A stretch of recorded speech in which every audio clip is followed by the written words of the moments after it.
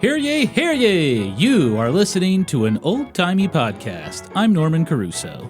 And I'm not just a wife and mother, I'm also a huge bitch. Kristen Caruso. It's not true. Where did you get that from? I made it up.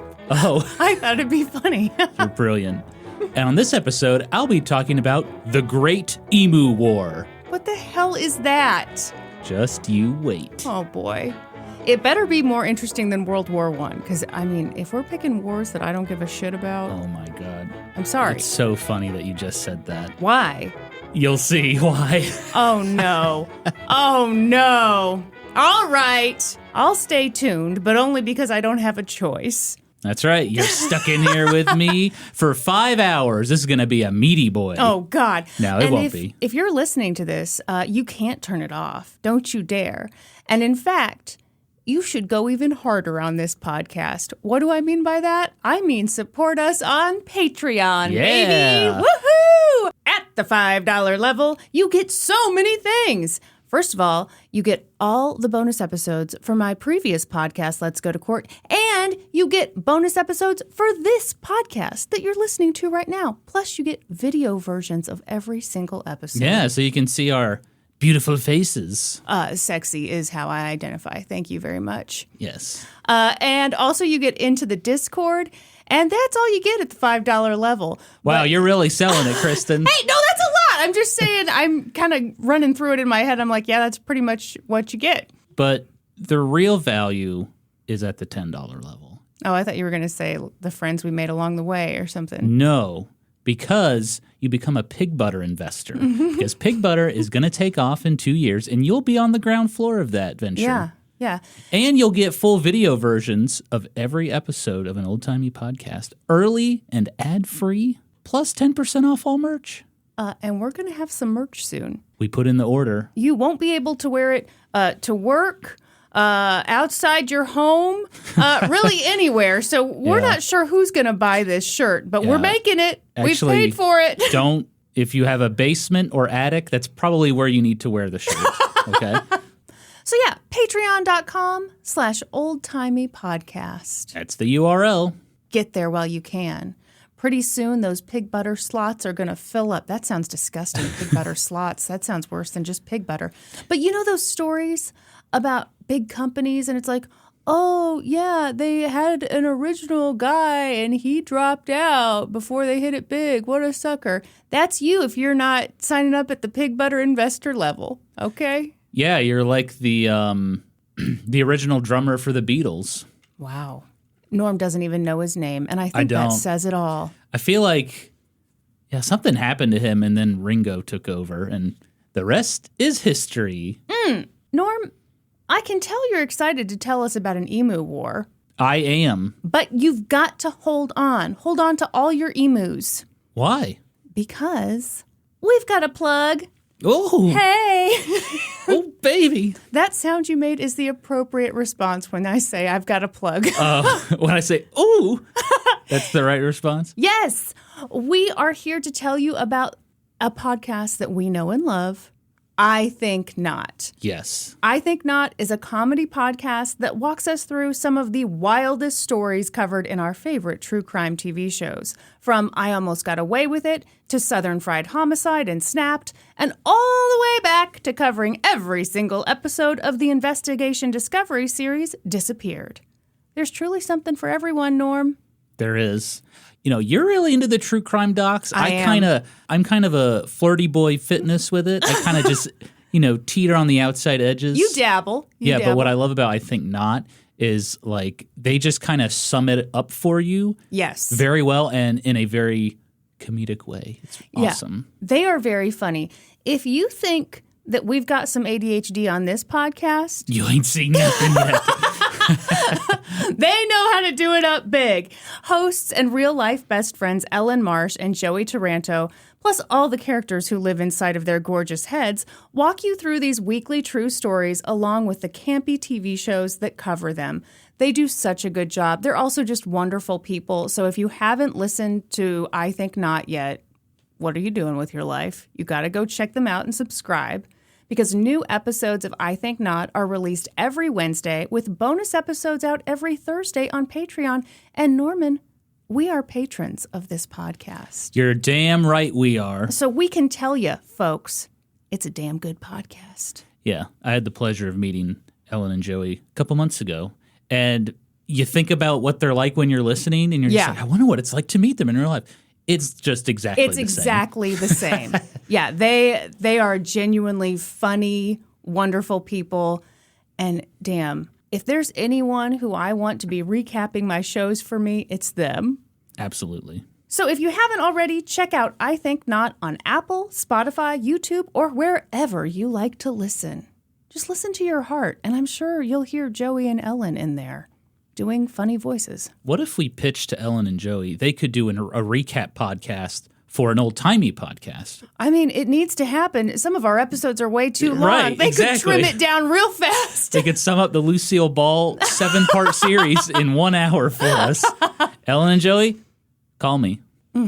We'll talk about it. An old-timey recap. Very good. I've already got a name for it. All right. Thanks a lot, Norm. Okay, so emus. That's right, Kristen. You don't know anything about the Great Emu War? No, it sounds made up, frankly. It is real. Okay. And it comes from a land down under. That's right. Have you ever heard that song? I think so. I got from down under. Yeah, I think that's how it goes. Beautifully done. Yeah. That's right, Kristen. We're going international again. Oh, okay. Mr. Worldwide. Here we go again. You ready? Yes. Classic Norm. I'm going to start off this episode with a Simpsons reference. Oh, boy. Kristen, one of the best running jokes from The Simpsons is when actor Troy McClure recalls his starring roles in movies and TV shows. Yes. Hello, everybody. I'm Troy McClure, star of such films as P is for Psycho and The President's Neck is Missing. So stupid, but I do like it. I love all of those. Yeah. It's like my favorite segments from The Simpsons. Well, one of my absolute favorites was an educational film called Man vs. Nature, The Road to Victory. It's a hilarious joke. The idea that man is waging a actual physical war against nature and also plans to win the war. Well, we might with global warming and everything. Yeah, I'm just saying. Okay. Like, the idea of like physically fighting nature is hilarious to me. I know we're definitely destroying the planet and things are doomed. In 10 years, we'll be hiding in huts because it'll be 140 degrees outside. You know, your Super Soaker episode was really lighthearted. People really like that. We're really off to a great start here. Yeah, sorry about that. I actually brought it up. That's right. Well, you know, in the future, you'll be busting out your Super Soakers to cool each other off because it'll be so hot. I look forward to that very much. You know, it's funny. If you're at the $10 level, I've got the water pistol on display. The one that shot Kristen. Wow. In the Super Soaker episode. I feel like I'm at Ford's Theater looking at the gun that was used to kill Abraham Lincoln. That's kind of the vibe I'm going for. Yeah. So yeah, Man versus Nature, The Road to Victory. Very funny joke. But Kristen, what if I told you back in the 1930s, that actually happened? The Australian government declared war on emus. Okay. In Western Australia, farmers who were struggling to make ends meet pleaded with the government to deal with hordes of emus that were eating their crops and trampling their fields. And the government's solution? Send in a squad of machine gunners to mow down as many emus as possible. Oh, geez. This might be the only time in history that an army has fought a war against non-human combatants. And incredibly, it ended in defeat for the Australian military. Because what they didn't see coming was that the emos... The very sad teenagers that listen to music. The very sad teenagers who were riding the emus had even bigger machine guns. Joke was on them. Emos on emus. Well, now I'm imagining... And they had a ska band. Sorry. Now I'm imagining an emu with, like, the parted hair. Oh, yeah. That would be great. If that's not a T-shirt, it should be. Wait, now, okay, describe an emu to me.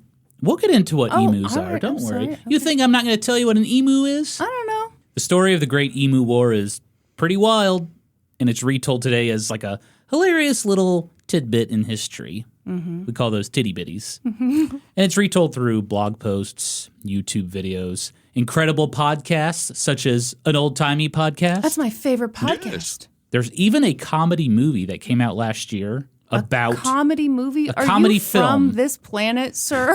I'm sorry. You're like J.D. Vance in a donut I shop. I know. I'm so awkward when I write. I could have just said there's even a comedy.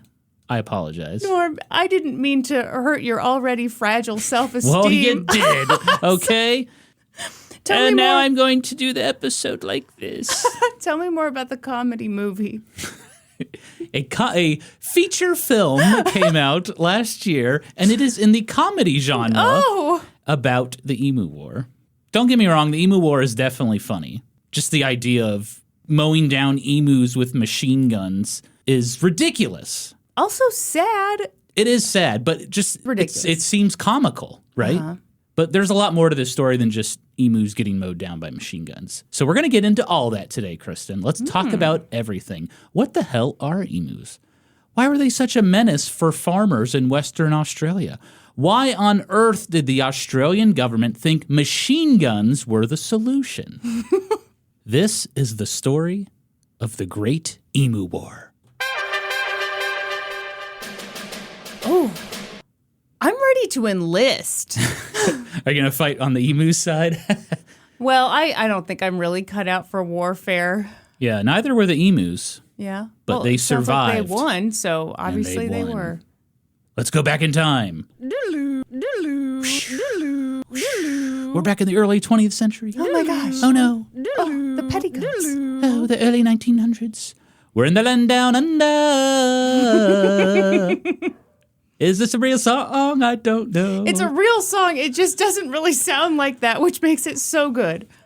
Kristen, we are in Australia, home of Vegemite, Tim Tams, meat pies, and bananas in pajamas. Bananas in pajamas are coming down the stairs. You've tried Vegemite. What'd you think of it? I thought it was terrible. Ooh.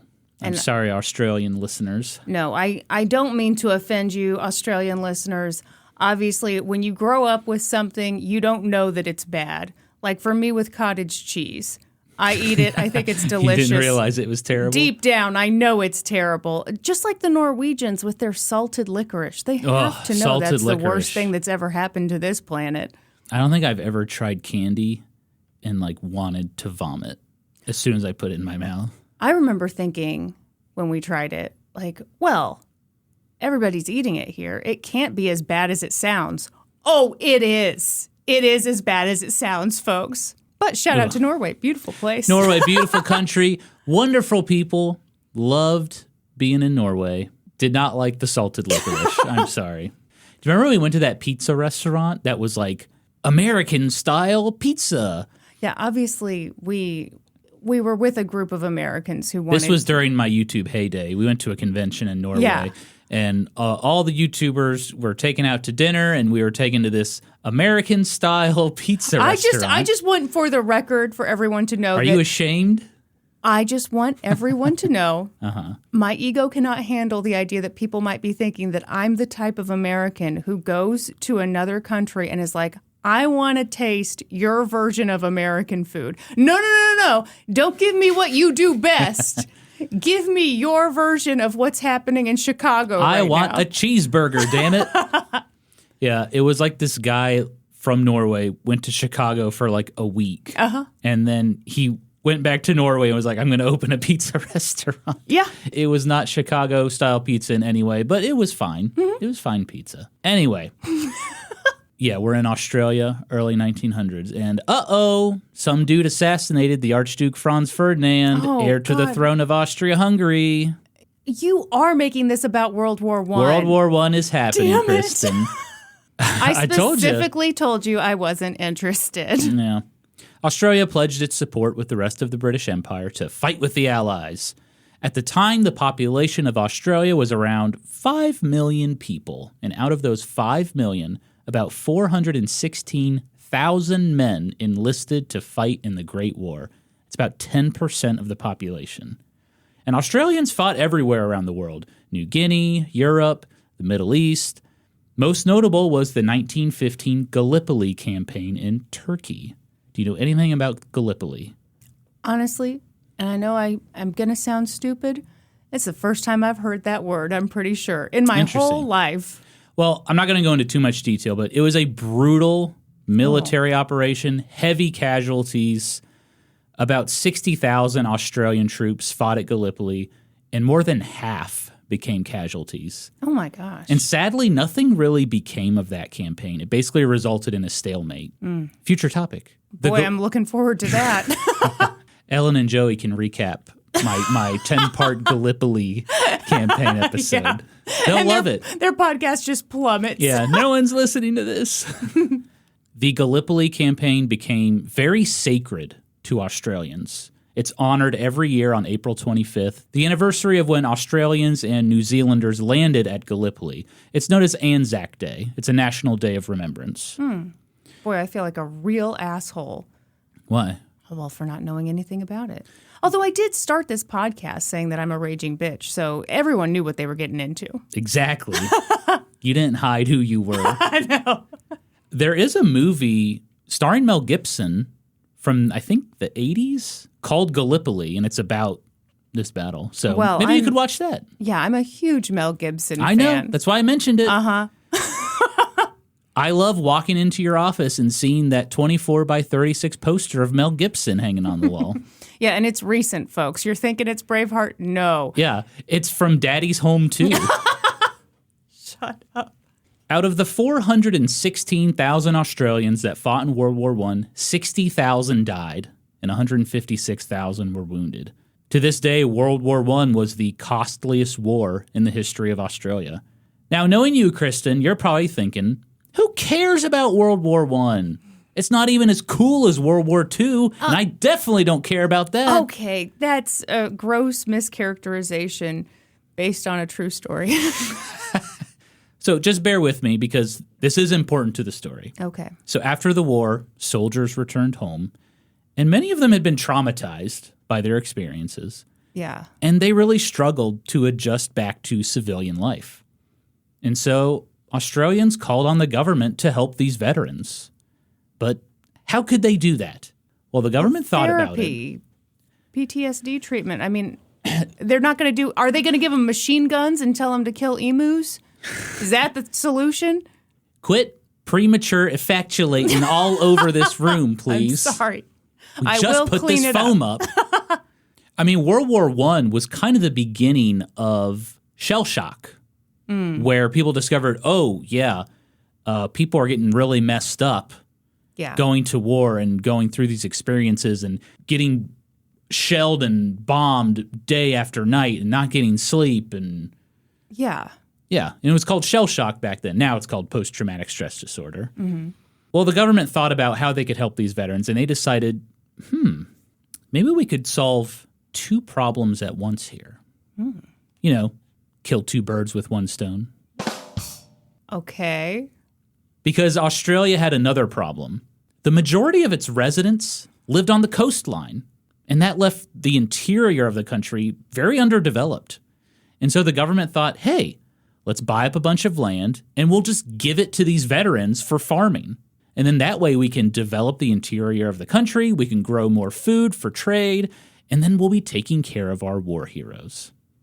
Did this mean displacing a bunch of indigenous people? Is that where this is headed, or am I going on a different track? Australia does have a history of that. I don't know too much about it, but future topic perhaps. Perhaps. So this is not a radical idea. The United States government did something similar in 1862. It was called the Homestead Act. I love a breakfast place called Homestead, don't you? Yeah. If it's called Homestead, You know it's good. You know it's good. They cook everything in pig butter and slather it on there. That's why you got to get in now on the $10 level. Pig butter investor. Yeah, we will send you an envelope full of hash browns. Sample it. It won't be packaged in a way that's good for food or that's safe for food at all. It's just going to be a soggy envelope full of old hash browns. You're welcome. You'll know when you get it in the mail. For sure. So yeah, the United States government passed the Homestead Act in 1862 so people could move out west, They could live on land for 5 years, and as long as they improved the land, it became theirs free of charge. So beginning in the 1920s, Australia started buying up a ton of land and giving it to veterans for farming. In total, about 23,000 veterans took part in this program, living on 24 million acres of land. Australia is fucking huge, I guess by so. the way. And in the beginning, this program was very successful. Farmers grew mostly wheat, and they raised sheep for their wool, and they were making a pretty good profit. But then in 1929, this little thing called the Great Depression happened. Oh, I didn't. You know what? That's a selfish American thing of me. I thought that was just us. Oh, I thought that was just all for us. Turns out You wanted it all for yourself, didn't you? I wanted all the sadness for us, but No, it turns out it affected the entire world. Okay, wow. Prices for wheat and wool plummeted. And that wasn't the only problem. Farming was getting more and more difficult for these veterans because of over-farming. It was degrading the soil quality. Also, the weather in the interior of Australia was super unpredictable. Droughts were common, which made things very, very dry. A drought will do that to you. Drier than a popcorn fart. What? That doesn't even make sense. Are you saying like if a popcorn farted or if the Do you not know what a popcorn fart is? No, you just made that up. That is a real thing, Kristen. it's not. History hose weigh in. What is a popcorn Norman, fart? you tell me right now what a popcorn Okay. fart is. When you fart and it's like a bunch of little dry farts, like that's a popcorn fart. You know, sometimes you have wet farts that are like, and then you have popcorn farts which are like, that's a popcorn fart. You have made this up. You have Google popcorn fart. You know what? I will wait for this episode to come out, but I guarantee you there are people who are with me thinking this is either made up or it should just be made up. You know what? What if after we record this, I run and I register the domain popcornfarts.com and I make a fake website all about popcorn farts and then people buy it because they'll Google popcorn farts and my website will come up first. Great business ideas all around. Kristen, I don't know if you know this, but when it doesn't rain, it's really bad for farming. Because as Luke Bryan once said, rain is a good thing. Yeah. Remember when I dragged you to that country concert and you almost offed yourself? Yeah, I'm not a big fan of pop country music. Yeah. Although Darius Rucker did a cover of Purple Rain that was fantastic. Yeah. And let me tell you, folks, the crowd in Missouri Hated it. hated it. I was like the only one. Yeah. You were I had my phone out, lit up, and I was waving my hands. I loved it. I hope Darius Rucker noticed me. Oh, I'm sure he did. So as a result of the Great Depression and the volatility of farming, less and less people were signing up for land grants. And to make matters worse, Australia was now facing a trade deficit. They were importing more stuff than they were exporting. Prime Minister James Scullin stepped in to try and save the day. He started a propaganda campaign called Grow More Wheat. He wanted Australians to feel like it was their patriotic duty to start a wheat farm. Prime Minister Scullin also promised subsidies for these farmers. Hey, come get free fertilizer to help with wheat growth. Or, do you need some assistance transporting this wheat to market? We got you, buddy. And hey, how about this? Guaranteed prices on wheat. Incredible! I mean, yeah. Is it sustainable? The farmers rejoiced. Woohoo! Sounds good, Prime Minister Scullin. Just one problem with all of this. Prime Minister Scullin didn't run any of this by Parliament. Oh, my God. Because this is ridiculous. I mean, how can you make all these promises? Yeah, so Parliament has to approve all of this. And when he introduced the bills to Parliament, they were like, how in the hell are we going to pay for all of this? We don't have any money. Right. All we have are popcorn farts.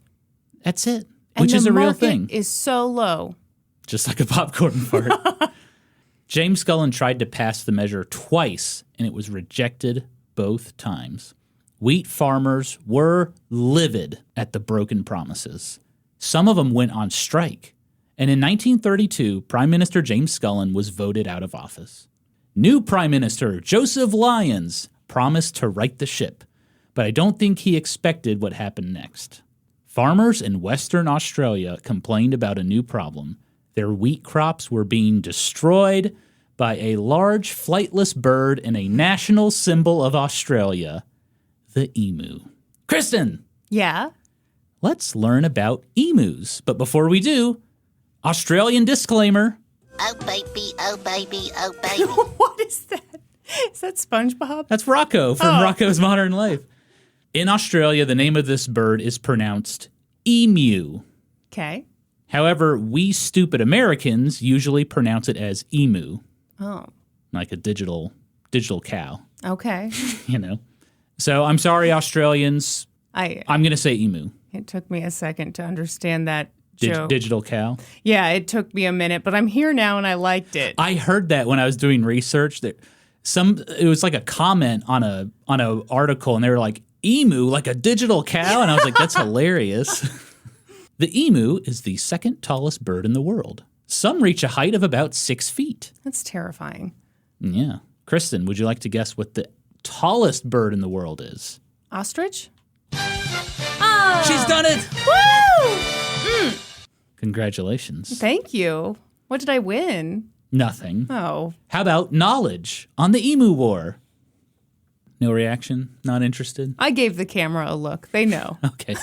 This is an audio podcast. Yeah, well, my silence speaks volumes. It does, actually. The indigenous people of Australia have many names for this bird, depending on the region. Baramal, Murawang, Nuri. But then the British arrived to colonize. Oh. Gentlemen, I give you Britannia. Fresh in your drink, Governor. That's what the British sound like. Okay, very good. And that's when the bird got a new name, emu, or emu. It comes from the Portuguese word ema, meaning large bird. A few weeks after the British landed in Australia, the first emu was shot and cooked up for some food.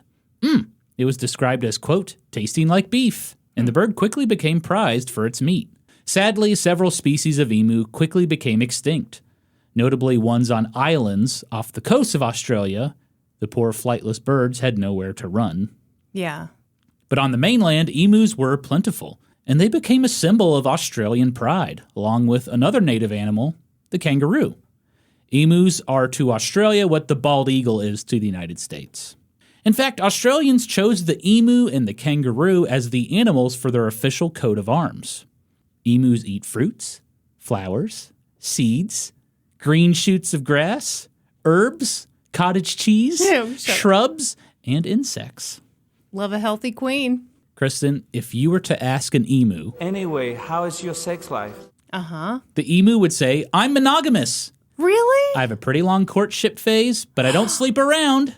What's the courtship like? I don't know the details, but apparently it takes a while. Okay. I wonder if it's like on The Lion King when. Hey, that's too soon. I only recently learned that Nala and Simba were having sex in that scene, okay? That's right. It's really too fresh for me. And emus would also say, I like to have sex in the bushes. I don't have sex out in the open. I'm not an exhibitionist. Oh, okay. Yes, emus are monogamous, but once mama emu lays 5 to 15 eggs, which are a beautiful emerald green color, she slunks out. She slunks out? She slunks out, sometimes to find a new partner. Oh, wow. Does the dad stay and raise Daddy stays. Okay, that's enough of that. Daddy's here. Okay. Daddy's home too, starring Mel Gibson. Oh, great. Papa Emu is here. For almost 2 months, he sits on the eggs to warm them up and protect them until they hatch. And during this time, Papa Emu won't eat. He won't drink. He doesn't even take a dump. Isn't that crazy? How is that possible? I have no idea. That's amazing. It's a miracle of nature. Okay. The emu only has a few natural enemies. One Doesn't he know he could get away with taking a dump? on the egg. Well, no, you just pop over to the side. Well, You don't need to hold it in. I mean, my you have God. some experience with taking dumps? Okay, you know what? That's a rude thing to say, and also not that shocking. The people know that I'm a human who takes dumps Papa occasionally. Emu, take this bag and shit in it. No one will know. Don't worry about those construction workers over there. They want to see. They're 6 feet tall, Kristen. They're gonna see the emu shitting in a bag. Okay. The emu only has a few natural enemies. One of them is the dingo. Oh. Dingoes have a tough time killing emus, though, because emus are way bigger than dingoes. And when a dingo tries to attack an adult emu, apparently the emu just jumps in the air and then karate kicks the shit out of the dingo. Oh, dang. Yeah, it's kind of cool. That is amazing. Emus live all over the continent, except in rainforests, big cities, and urban areas. And they love to roam. Scientists have tracked emus living over 300 miles from their original habitat. And emu populations can seemingly appear out of nowhere and grow rapidly as they search the continent for food and water. And in 1932, that is exactly what happened. 20,000 emus living in the north were struggling to find food and water. And so they headed southwest to a farming town called Campion in Western Australia. Oh, my God. Kristen, it was a full-on invasion. I mean, this would be terrifying. 20,000 6-foot-tall birds who don't even stop to take dumps for months. They're just coming for your wheat. That's what they wanted. Now, farmers hoped a 100-plus mile-long rabbit-proof fence would stop the emus, or at least slow them down. Describe this rabbit-proof fence to me, please. It's not very tall. Okay. It's got barbed wire, and it's supposed to just keep the rabbits out. And it did keep the rabbits out. Yeah, rabbits, but not emus. No, the emus just ran right over it, or even worse, they knocked down the fence completely, which then allowed the rabbits to come in and eat the crops as well. Packs of up to 200 emus appeared on farms across Campion, trampling and eating all the wheat. Oh. Farmers reported that their crop output was cut in half. Now, for what it's worth, the Western Australian state government had classified the emu as a vermin about a decade earlier, so farmers were legally allowed to shoot them on site. But boy, it was pretty difficult to shoot an emu for a few reasons. The first reason, emus are fucking fast. How fast? They can run up to 40 to 50 miles per hour. Jeez! They're hard to shoot. I bet they are. That's wild. Yeah. And when a pack of emus hear a gunshot, they yeah. scatter. The second reason, emus' bodies are deceptive.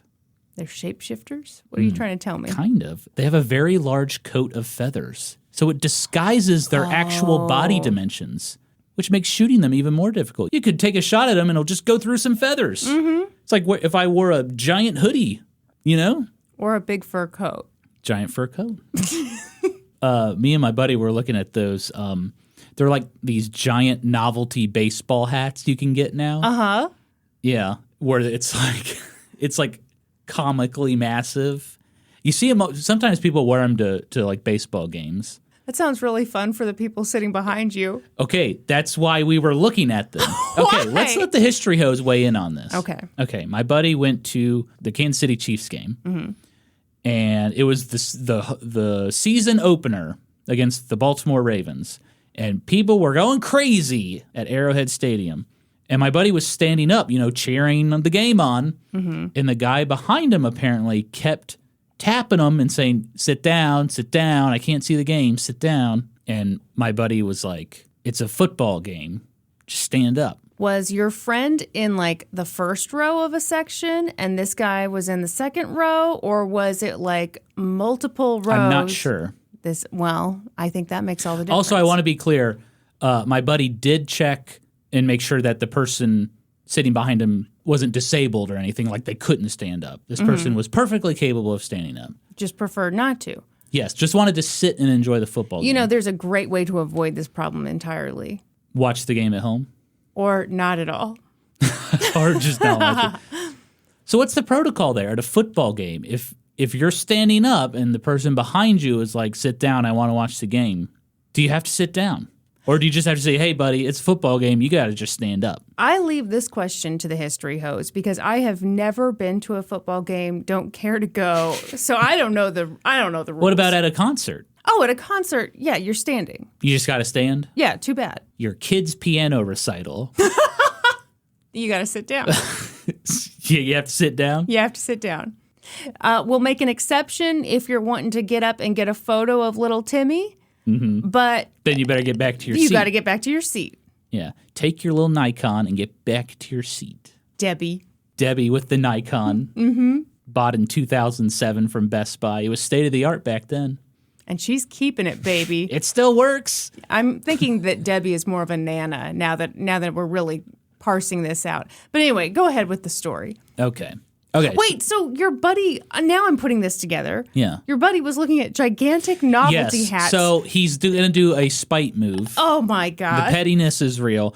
He wants to buy a giant novelty hat. So we were looking at giant baseball hats, giant foam cowboy hats. This is ridiculous. He found a chef's hat, That is terrible. a Kansas City Chiefs chef's hat. And then he also wants to wear a T-shirt that says, "Stand up, KC." You know, like he's cheering on the team. He's going all out for this guy. You know, I'm glad you have a friend who's as spiteful as you are, Norm. That's a true spite move. Does warm my heart. I honestly don't know the protocol of football games.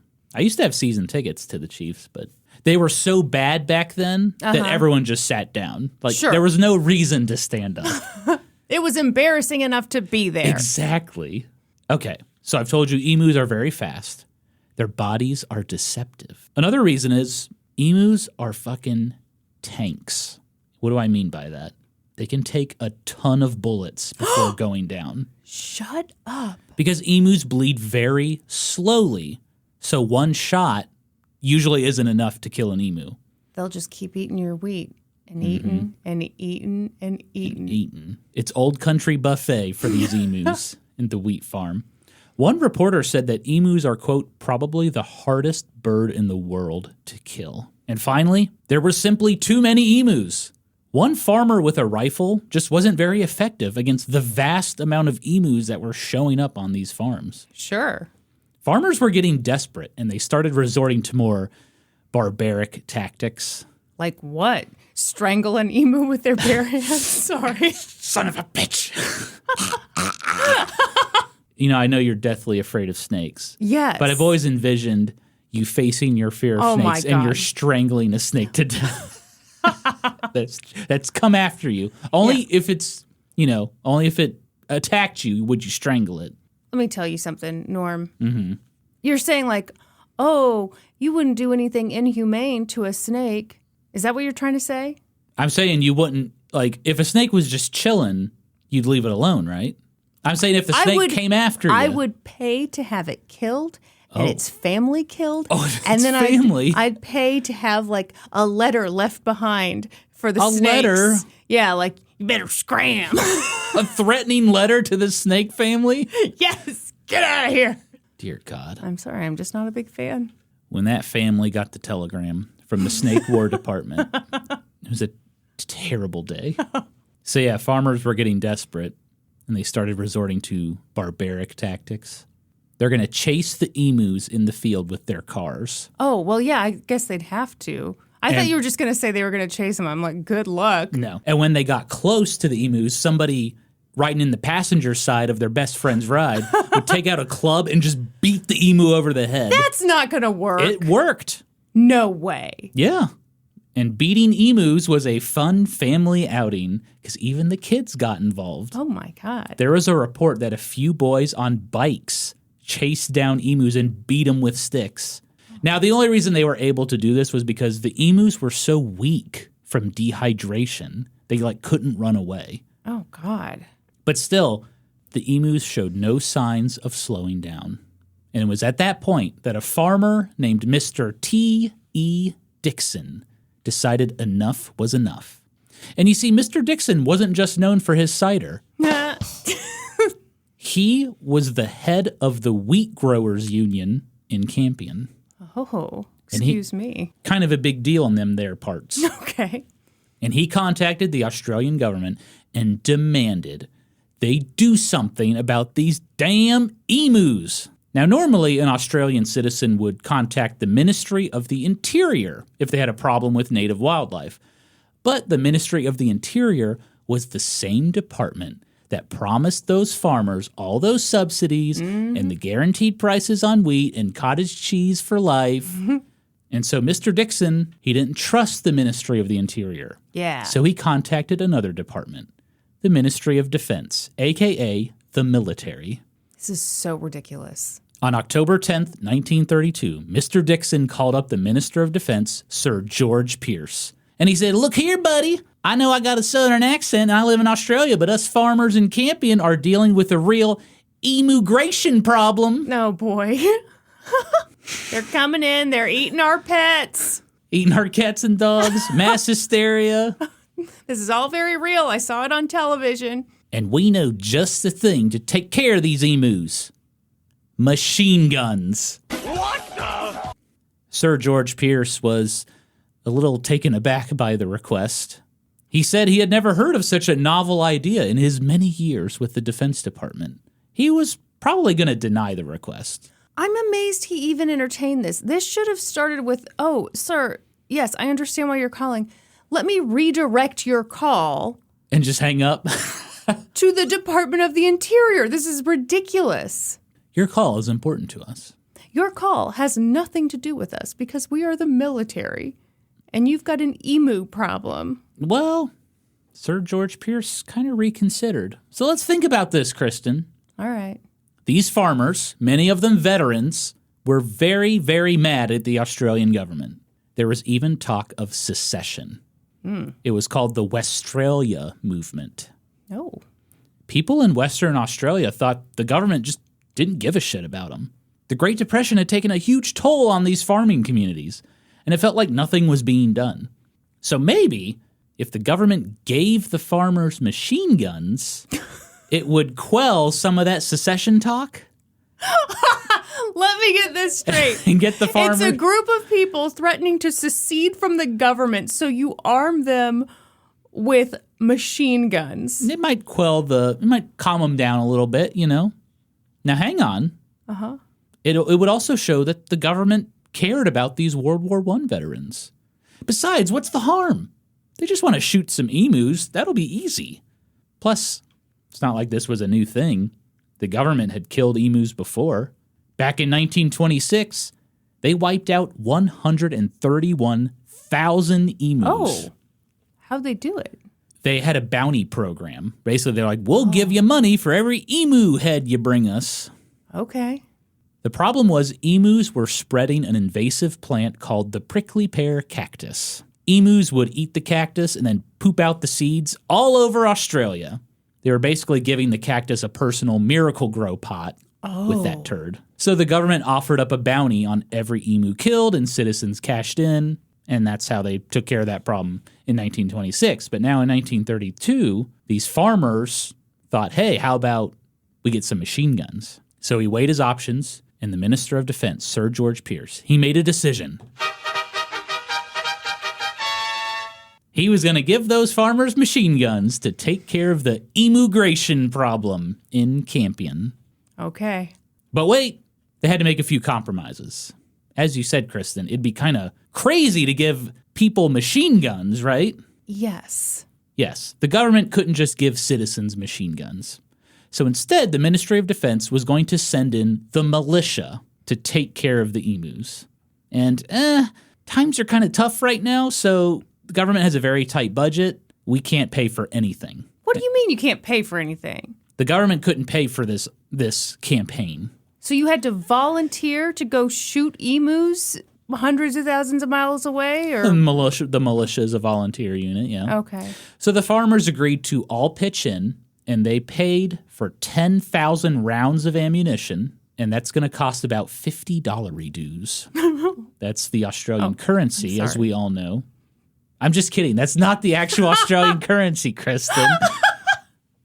It was pounds, 50 pounds. My face went through a real range of emotions there. You laughed, and then you're like, oh, I'm sorry, that's actually a real thing.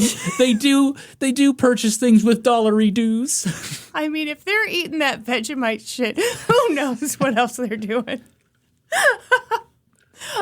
I should say I do want to go to Australia one day. This is probably not a great introduction.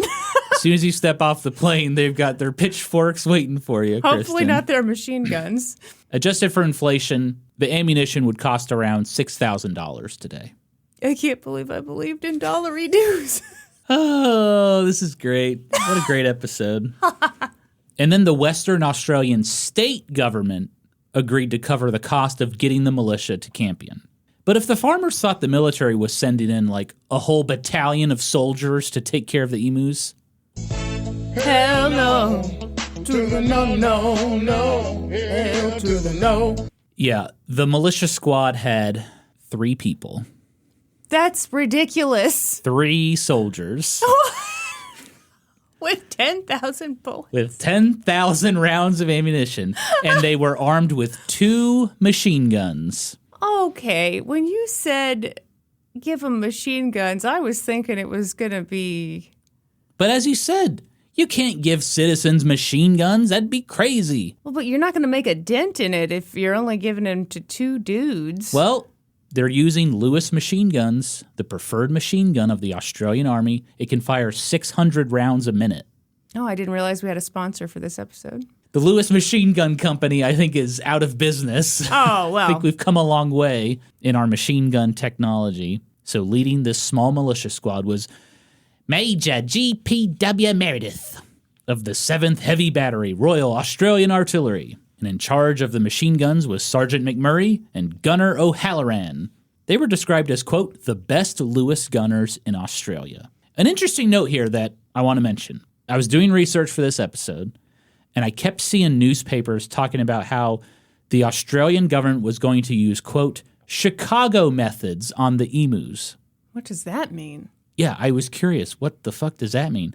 Crime and lawlessness was so bad in Chicago, they referred to criminal or violent acts as Chicago methods. Oh, So Al Capone really left his mark on that city. I guess so. Ooh, future topic. Anyway, Major Meredith, Sergeant McMurray, and Gunner O'Halloran planned to leave for Campion on Tuesday, October 18th, 1932, to, quote, commence an offensive against the emu invasion.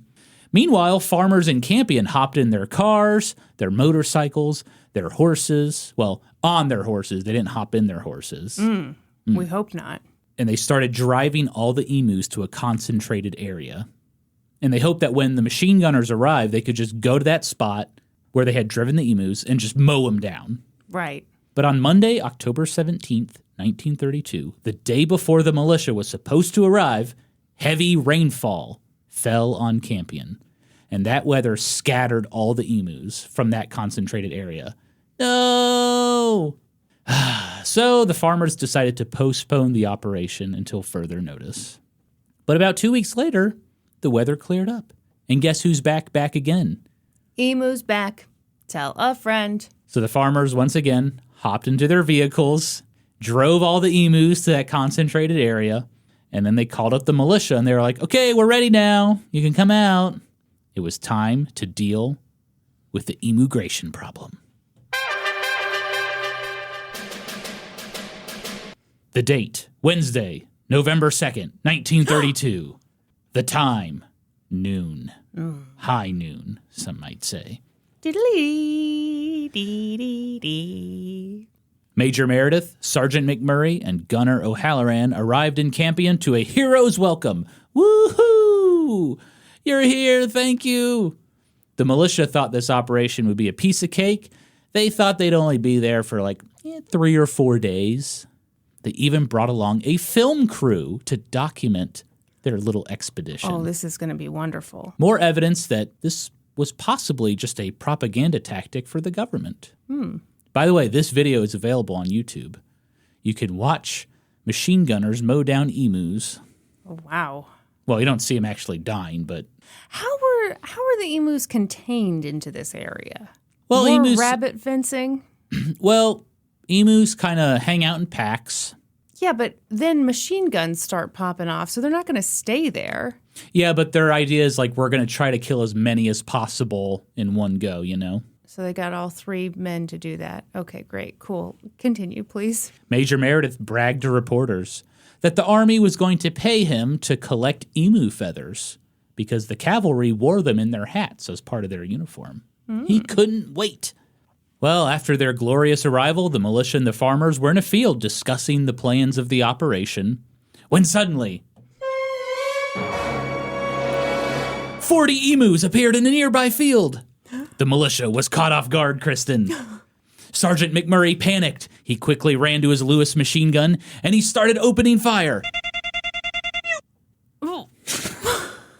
It seems like... Look, I didn't want to use actual gun sounds. Okay. So I I found appreciate these that. funny gun sounds, okay? All right.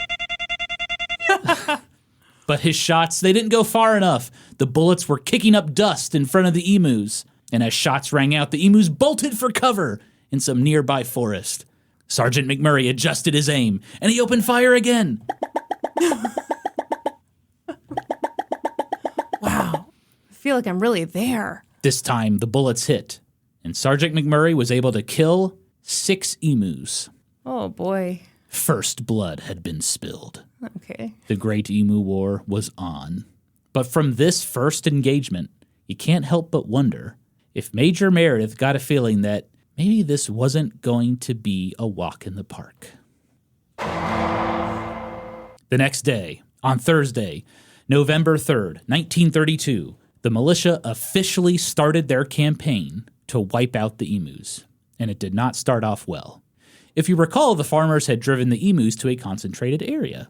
Right. But that morning, the militia discovered the emus were no longer there. They had broken up into smaller groups. It was almost as if they had heard about what happened yesterday. So the militia had to change their strategy. They went from farm to farm looking for packs of emus to take out. Oh, Lord. And they never found a large group of them. At the most, they found maybe 30 to 40 emus. And even then, they couldn't get close to the emus. So it made the machine gun fire extremely ineffective. Throughout the day, the countryside echoed with gunfire. And as the machine gunners poured it on the emus, they watched in amazement as the birds were hit by multiple bullets, yet still managed to run away. They described them as hardy birds. One member of the militia commented, "There's only one way to kill an emu. Shoot him through the back of the head." Sorry, how are you going to arrange that? Or through the front of his mouth when his mouth is open. That's how hard it is. Okay. Yeah, that's a good point, Kristen. How the hell are they even going to get close enough to the emu? Now, everybody sit down, okay? All right, that's enough emu. Grab him by the neck and...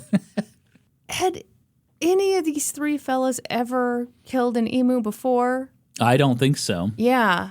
Maybe they should have gotten the Hardy boys to do some investigating into these hardy birds on how to best murder them. Brilliant. Also, how to put the T on the end of the word best, which I did not do. Best. Brilliant commentary, Kristen. Thank you. Apparently, the militia found one emu who had finally died from his wounds. He had 10 bullets in his body. That is incredible. In the evening, Major Meredith appeared frustrated by the day's events. They had only managed to kill 20 emus. It was time to change their strategy. Instead of traveling from farm to farm, looking for the emus, what if they could get the emus to come to them? So they set up an ambush near a dam. You know, the emus were looking for water, so surely they'd come for a drink, right? Right. Did one of the guys dress up as like a sexy emu, kind of like, Like a siren? Elmer Fudd's? Yeah. Like an emu siren. Yoo-hoo! I mean, I've watched cartoons. I know how to do this. Come on. Oh, yeah. That's a good idea. No, they didn't do that.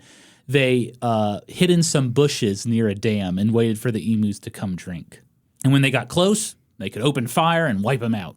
So the militia waited in some bushes for the emu, and after like a couple hours, nothing. And it was near the end of the day, and they were getting ready to call it a day, and then a farmer ran up with some news. Emus had been spotted a mile away. Yee-haw! Let's go get them, boys! So the militia jumped in their vehicles, and they drove to that area, and sure enough, they spotted a pack of 30 emus. Sergeant McMurray and Gunner O'Halloran opened fire. But the emus sprinted off into the woods. The militia fired 150 rounds, And they didn't kill a single emu. They're going to kill a human at this point. With all these bullets whizzing through the air, all willy-nilly, they're going to hit a farmer. Well, they didn't. Okay. But this was going to be a long war. At daybreak, Major Meredith split his machine gunners and the farmers into two groups. Each group was going to take up a position near a dam and continue to wait for the emus. They wanted to cover as many water sources as possible. So Major Meredith and Sergeant McMurray were in one group, and Gunner O'Halloran was in another group, and almost immediately it seemed like the militia's strategy was going to pay off. Gunner O'Halloran's group saw a huge pack of emus coming, like 1,000 of them. Oh, my God. They were coming out of the woods, and they were making their way towards the dam. The emus walked slowly. They were very cautious. As they reached the water, they halted in a long line. This is the closest the gunners had ever been. This was it. Gunner O'Halloran, open fire! The emus panicked. They scattered. Huge clouds of dust kicked up, making it hard for Gunner O'Halloran to even see his targets. And then, to make matters worse, his gun jammed. Oh, my God. When the dust settled, Gunner O'Halloran and the farmers counted up the casualties. Out of those 1,000 emus, they killed about a dozen. I'm sorry. I was worried once I started to get a flavor for what this story was about that I'd be really upset about animal cruelty and stuff. This is just plain funny. I'm glad you think so, Chris. Meanwhile, Major Meredith and Sergeant McMurray's group also encountered a pack of emus looking for water, and they opened fire. But the emus seemed to absorb the bullets like it was nothing. Major Meredith said to a reporter, quote, "If I had a division of men who could carry bullets like they do, I would take on any Army Corps in the world." Wow. It's possible Major Meredith was becoming a little delusional about the whole situation. He was now convinced that the emus had recruited leaders in each pack to be on the lookout for the machine guns. This is fascinating to me. He went into this thing just a few days ago completely underestimating the emus. Now he thinks that they have full communities and that they are experts at spotting machine guns. Yes. Incredible. Here's what he told a newspaper. Quote, "A big black-plumed bird which stands 6 feet high keeps watch while his mates carry out their work of destruction and warns them of our approach." You know what really sealed it for him? What? After the emu scattered, he looked to the ground and you know what he saw? A copy of the Emu Daily Gazette. Oh. And he read the article. Yep. And saw realized, his own picture in it. "Have you seen this man? Stay away from him." Over the weekend, the militia strategy remained the same. The only hope of making a kill is to lie in ambush overnight at drinking places and await the birds coming with the dawn. On Sunday, November 6, 1932, the militia had their best day yet. They killed 50 emus. But the farmers were not impressed. I bet they weren't. They were beginning to feel a little dismayed by the situation. And then they heard reports that more emus were on the way. Reinforcements! With emu reinforcements on the way, Major Meredith decided to meet them out in the open in the field of battle before they could even get to Campion.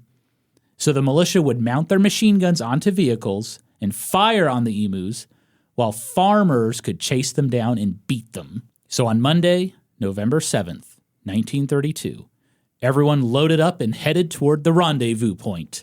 And sure enough, they spotted flocks of emus. So the cars sped up to catch the running emus. But the terrain, it was so rough. The gunners, they couldn't stabilize their mounted machine guns. It was not accurate at all. And then tragedy struck.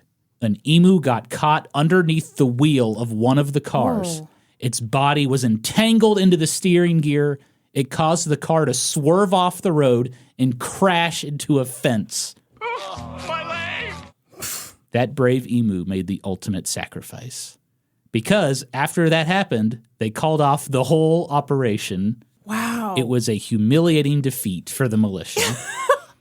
Meanwhile, news of the Great Emu War was spreading through newspapers across Australia, and how it wasn't going well at all. Politicians started asking questions. One politician asked who was responsible for, quote, the farce of hunting emus with government machine guns in Western Australia. Australian citizens were struggling from the Great Depression. Why on earth were they wasting resources to machine gun emus? It's not a great look. Agreed. When new Prime Minister Joseph Lyons was pressed on the issue, he replied, I don't have all the information. But he assured everyone the military was not responsible for paying for this, so calm down. Okay. On Tuesday, November 8th, 1932, a visitor showed up to join the militia in Campion. It was Inspector Arthur Austin of the Royal Society for the Prevention of Cruelty to Animals. He was there to make sure the emus were being slaughtered humanely. Oh, yeah. Did you hear about the one that got driven over and got caught in the machinery? We call that run over. Oh. I'm also not from this planet. Yeah, that's okay. We're both out of sorts tonight, aren't we? Well, yeah, we both had our first showers. Is that it? It might be. We had euphoric showers? Everyone, well, calm down. We have a working shower now. Yeah, it's not the bathroom's not done, but the contractor said you can take a shower now. And boy, are we feeling like brand new people. Mm-hmm. I got the stank clean off me. Yep. I got that high pressure nozzle going on the shower head. It was just falling off, all the stank. It was like a pressure washing video on me. Oh, God. Anyway, thank you for your thoughts and concerns, thoughts and prayers. Yes, the shower ordeal has been quite a time. It's been our own emu war when you think about it. Basically. So yeah, the militia needed to ensure that the wounded emus were not suffering. Major Meredith could only laugh. He asked Arthur Austin, quote, at what speed can you run? You'll have to be better than Peter Pan if you want to catch wounded emus that make for the scrub. I didn't know Peter Pan could run very fast. I didn't either. I guess he can fly. This guy is losing it. Yeah, I think he's losing his mind. Yeah. I don't think he ever anticipated in his wildest dreams that this would be so humiliating for him. Major Meredith assured Inspector Austin that they were doing everything they could to kill emus as quickly and as humanely as possible. In fact, when they came across a wounded emu, they would beat it over the head with a waddy. What's a waddy? It's an Australian term. It's basically like a heavy wooden club. Meanwhile, in Parliament, politicians continued to speak out against the Emu War. One politician commented, quote, has the attention of the Prime Minister been drawn to the report, published in the press, that emus are being hunted by machine guns mounted on lorries? Which I guess is an Australian term for a car. If so, will he... It was actually Lori Loughlin. She was running around with... Mounted on Lori Loughlin? Yep, that's true. She's been involved in a lot of scandals, hasn't she? Yeah. This was just the first one of many. Wow. If so, will he inform me who is responsible for this farce? And the Australian press was having a field day with the Emu War as well. The Daily Telegraph wrote an opinion piece that farmers were of course entitled to protect their crops. But why use machine guns on Australia's national bird? Yeah. Couldn't the government help the farmers just build bigger fences? I mean, honestly, yeah. Why didn't they think of that? I don't know. Maybe machine guns were they thought this will be quick and easy, and it wasn't. Maybe they could try to migrate the birds to another area. Well, eventually, all this public discourse, it became too much. So that night, Minister of Defense Sir George Pearce sent a telegram to the militia in Campion. They must withdraw. On the afternoon of Wednesday, November 9th, 1932, the militia received the telegram from Sir George Pearce. They were ordered to withdraw immediately. No reason was given. Well, the reason was obvious. Oh, yeah. They didn't want to hurt the militia's feelings, okay? Hey, this has been really embarrassing. Mm-hmm. Major Meredith, Sergeant McMurray, and Gunner O'Halloran packed up their Lewis machine guns and headed home. At that point, they had fired 1,870 rounds and killed a total of 300 emus. It was an embarrassment. One newspaper, The Sun, wrote up the headline, Kaiser Emu II wins. That's fabulous. Yeah. Absolutely roasted. Man, I'm always jealous of anyone who can write a good headline. Were you good at writing headlines when you were a reporter? The worst. Also, bad at captions. Anything short and snappy, I don't got it. Really? Yeah. I feel like I'd be good at writing headlines. You are good at writing headlines, as evidenced by the fact that almost every single title of an episode of an old-timey podcast is written by you. Oh, wow. I always come up with one that's very dumb, and then you're like, what about this one? And there's a little halo over your head. Ding. Yeah. Yeah. I'm an idea guy. I hate to take your advice on anything because you wear shorts so often. I'm wearing shorts right now. I know. I don't want to stand up. Because you're going to turn everybody on or you're going to lose your authority. Which one? Both. Okay. Two things can be true, Kristen. That is true. I'm horny and I'm questioning your power. I'm horny and questioning your authority. That's right. So the militia has been recalled. And the farmers were furious. Sure, emus weren't being killed as fast as they had hoped. But they were making progress. Not really. They just needed more time. No, they didn't. They needed a whole new tactic, dudes. And once again, the freaking government had turned their backs on them. Well, these farmers weren't going to stand for this. They contacted their local representative, Mr. George Lambert, and they wrote him a message. Gunners withdrawn. Imperative they should stay. Emus beginning to reappear in large numbers. Can you do anything? George Lambert couldn't believe it. How dare the government treat these farmers and World War I veterans this way? He attacked the politicians who ordered the operation to halt, calling them, quote, sterilized in thought, word, and action. Oh. The brass hats in Melbourne have killed an attempt to do something useful with military equipment. Apparently, they think it should be held sacred to less worthy purposes. Okay. And then the head of the government in Western Australia, James Mitchell, he also put pressure on the military to send those machine gunners back to Campion. So what do you think happened, Kristen? I think they went back. Even though that should not have been the solution. The solution should be, okay, we've got a problem. We acknowledge there's a problem. We've got to figure out what to do about it. But obviously, you fucked up and you called the military when this is not a military problem. Mm-hmm. Do the big reveal. What do we got? On Saturday, November 12th, 1932, 3 days after they had left, Major Meredith, Sergeant McMurray, and Gunner O'Halloran were ordered back to Campion. This is so stupid. This is ridiculous. The farmers demanded it, Kristen. Okay. Were they just bored and were they kind of having fun, getting together and talking and beating up emus? Oh, that's an interesting theory. And, you know, I would believe that. I believe that 100%. Yeah. It's a very remote area of Australia. Not a lot of people there. Well, and I bet they're having a blast. You're bonding over a common enemy, even if the common enemy is a gigantic bird. It's way faster than you and seems like maybe smarter than you. We don't know. I could see that. I think maybe these farmers were having a good time. Hanging with the boys, shooting emus. And they felt like at least they were doing something. Yeah. Hanging out in bushes. I can see that for sure. So, for the next month, the militia gunned down emus. And their strategy stayed pretty much the same. Wait near the dams, the emus come drink, they open fire.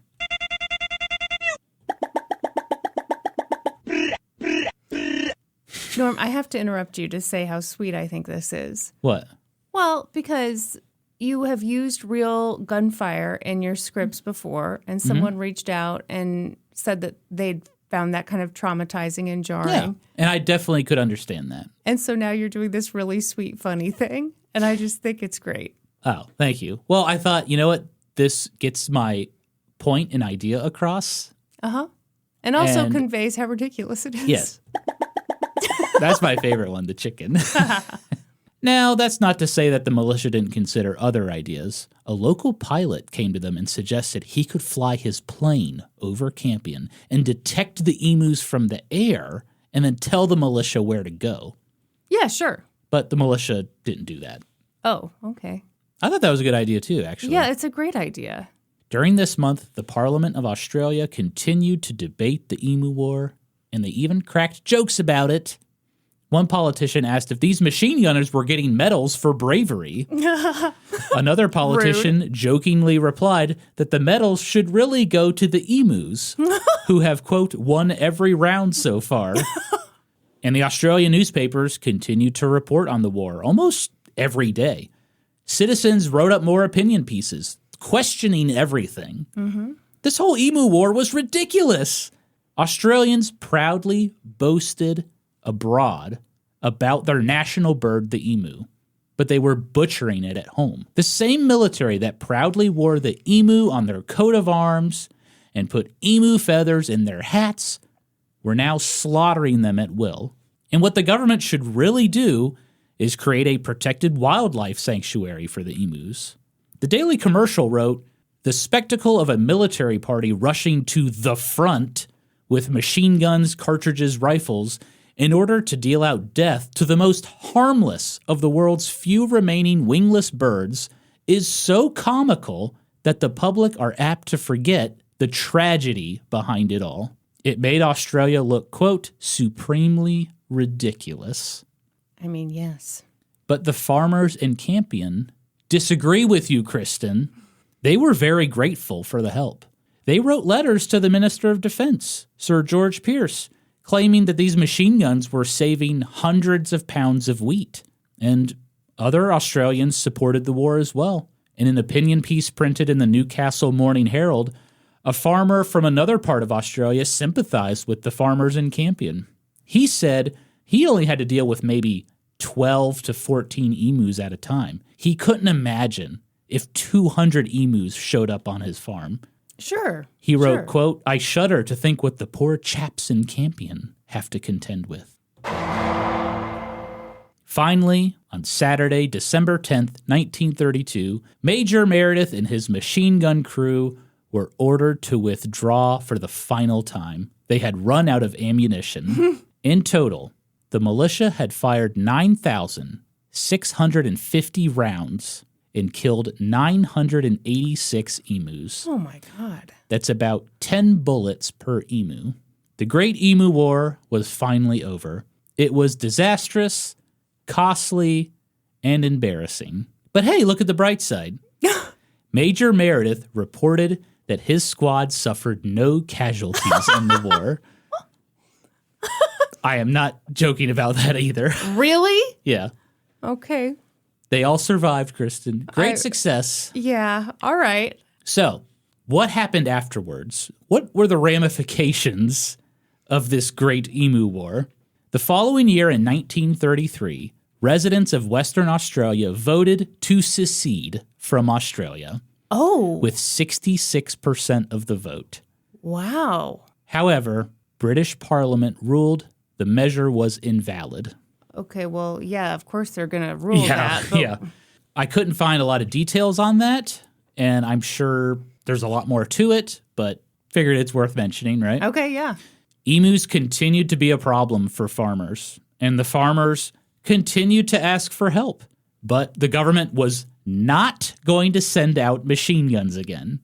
The Great Emu War had been a national embarrassment. Yeah. So instead, they reinstituted a bounty on emus. Right. I mean, that makes way more sense. Yeah. And it was successful. In 1934, it was reported that farmers had killed 57,000 emus. Oh, my God. Yeah, that's a lot in 1 year. 10 years later, in 1943, the emu problem was particularly bad, and farmers had a new request.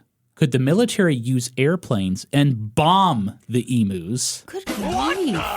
Yeah, they wanted to bomb them. That request was denied. Well, This was thank during God. World War II as well. So, Jeez. yeah, no resources for that. So 10 years after that, in 1953, the Western Australian government approved the construction of a 5-foot-tall, chain-linked barbed wire fence that would keep the emus out. It would stretch 135 miles and cost 52,000 pounds, a.k.a. dollary dues. Adjusted for inflation, about $2 million today. That seems like a bargain. Not bad. In the meantime, the bounty system was still in place. Between 1945 and 1960, Western Australians racked up 285,000 dead emus. But over time, researchers learned more about emus and how they roam and how they migrate. And today I'm happy to report that just like the kangaroo, the emu is now protected wildlife throughout all of Australia. And their population is estimated to be about 600 to 700,000. When it comes to extinction risk, emus are classified as of least concern. Okay.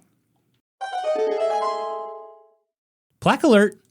So the town of Campion, it no longer exists. But in the area where it once stood, near a wheat field, is a sign commemorating the Emu War. Oh my God. Amazing. The sign was put up by a local resident named Ralph English, who said his father was one of those farmers who helped the militia shoot the emus. And when asked why he put up the sign, he simply said, for people that are interested when they drive through here. Yeah, why'd you put up the sign? Why do you think you put up a sign? Yeah. Who doesn't love a I good salute plaque? you, sir. Yes. As someone who loves plaques. Thank you, Ralph English. It's a little sign, and it has 2 emus on it, and in the middle it just says, The Emu War, 1932. Oh, that's it? That's it. Okay, well, you know what? He did it himself. I'm He not did going it to critique himself. it. It's fine. In nature, the emu is tenacious, tough, and resilient. I was hoping for another T word. Terrific. Tenacious, tough, terrific bird. And you know what? The emu backed up all of those claims during the Great Emu War. I think the Sunday Herald newspaper summed it all up perfectly back in 1953 when they wrote the following.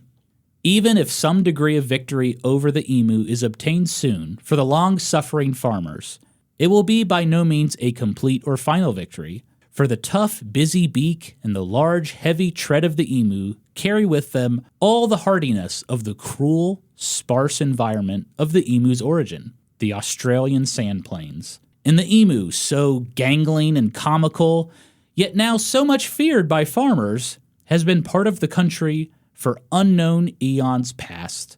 And that is the story of when man literally fought nature in the Great Emu War. Wow. That was really interesting and really weird. I loved how weird that was. Thank you.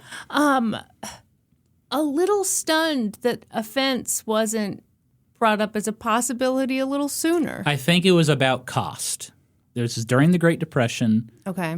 The Australian government was very, very hyper aware of what things cost and what they were spending money on, because when I was doing research on this, it was just like, well, how much are the bullets going to cost? Right. How much is it going to cost to drive the militia to Campion? Okay. I mean, they were considering even the most minute things. Okay. Every dollar do counts. That's right. Every dollar you do counts. And so, yeah, building a 100-plus mile fence is a good idea, but it would be very expensive, and they just didn't have that money. Okay. All right. And so Got to murder a bunch machine of guns emus. were the answer, apparently. Wow. Now, with this story, again, like I said in the beginning, a lot of people cover it like this wacky, hilarious thing, but I do want to say that, like, I get why the farmers Oh, of course. It's their wanted help. livelihood. Yeah. I mean, these emus were legit a problem. And to add insult to injury, a lot of the emus were taller than the farmers Oh, yeah, definitely. and had bigger dongs, probably. Imagine seeing an emu on Tinder. Oh, 6 foot. I bet. Papa Emu, I take care of my kids. Mm-hmm. Mom ran off. Single dad. I got 15 kids. I haven't shat in 2 months. That's just to show you my dedication. Just had my first shit after 2 months. Felt good. I'm ready to be hurt again. My wife ran off. Some other emu. I did think it was interesting that, like, emus are monogamous, but once mom lays the eggs, she's like, I'm going to go find someone else now. Mm-hmm. I thought that was interesting. It is kind of interesting. Yeah. Well done, Normie C. These emus get around. I mean, they seem a little conservative, frankly. Only fudging in the bushes, one at a time, One at a time. fellas. Yep. Okay. I like their style. Yeah? I'm into it. Yeah. Daddy raises the kids. Sure. I did enjoy learning about the emus. Or emus. That's a whole thing online. Really? I wondered why you went into such detail there. Is that a sensitive subject? Yeah, because that's like, the emu is very important to them. And so if people around the world are saying the word wrong, yeah, no, it would be annoying. They would be annoying. And also always telling the story in this like, ha ha ha way. That Yeah, doesn't... and I definitely did, but I feel like hopefully I presented enough context around why they were machine gunning emus. No, I think we can understand that, like, yeah, this is your livelihood. You want to be able to earn a living, and also you don't want to have your ass handed to you by a 6-foot-tall bird. We get that. Get it? It's embarrassing. What's also embarrassing is bringing machine guns out to your farm and trying to mow them down. And being unsuccessful. And not doing a very good job at it. Oh, my gosh. Yeah, the part where, like, 1,000 emus appeared and he started firing and the gun jams, I was just like, it was like fate. Yeah. It's like God was saying, no, this is not how you get rid of the emus. Yeah, this is not happening. Yeah. Anyway, I'm sorry, Australians, for saying emu and not emu, but that is just how I've said emu. That's how most people say emu around here, I feel like, right? I agree. Okay. And Australians, I'm sorry for hating Vegemite and also for thinking that you go into a store to buy the Vegemite with dollar deuce. Well, sir, should we wrap this thing up? Yeah. Shout out to Tim Tams, by the way. Those are delicious. What are Tim Tams again? Like the little chocolate-covered cookies. Oh, yeah. Man, those are good. If we have any Australian history hoes, I wouldn't be opposed to you sending me Tim Tams. Okay. A big box of Tim Tams. You know, you could probably buy that yourself, Norm. I could. They're at World Market. Yeah, so don't get the host to do your dirty work. Okay. History hoes, please do not send me boxes of Tim Tams. Don't do it. Okay. Reverse psychology. Yeah, you're brilliant. Yeah. Should we wrap this up? Let's wrap it up. You know what they say about history hoes? We always cite our sources. That's right. For this episode, I got my information from the book, Boom and Bust, Bird Stories for a Dry Country by Libby Robin, Robert Heinzon, and Leo Joseph. What? Sorry. It's an academic book. Okay. The journal article, The Emu Strikes Back, an inquiry into Australia's peculiar military action of 1932 by Richard Cook and Serdan Jovanovic. And many, many clippings from newspapers.com. Check the show notes for a complete list of sources. I can just tell you that's going to be like a CVS receipt. Oh, yeah. I think I have 50 plus. Oh, great. That's all for this episode. Thank you for listening to an old-timey podcast. Please give us a 5-star review wherever you listen to podcasts. And while you're at it, subscribe. Support us on Patreon at patreon.com/oldtimeypodcast. Follow us on Instagram and Facebook and TikTok at oldtimeypodcast. You could also follow us individually on Instagram. She is the beautiful Kristen Pitts Caruso. I am the average gaming historian. And until next time, toodaloo, ta-ta, and cheerio. Bye! Bye. You don't have to say it. I have the sound. I right like here. to say it with her. All right, ready? 1, 2, 3. Bye! Wow, that was perfect.